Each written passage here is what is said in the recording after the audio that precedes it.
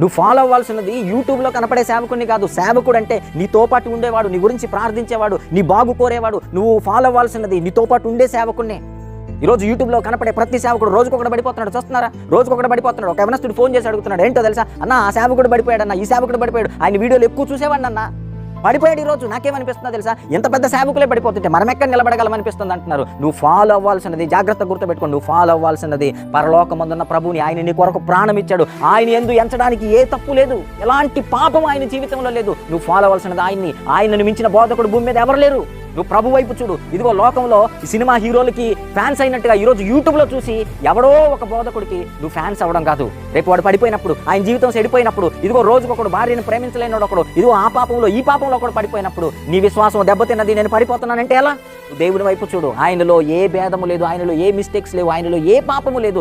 ఆయన వైపు చూడు. చివరి వరకు దేవుని యందు నిలబడు. చివరి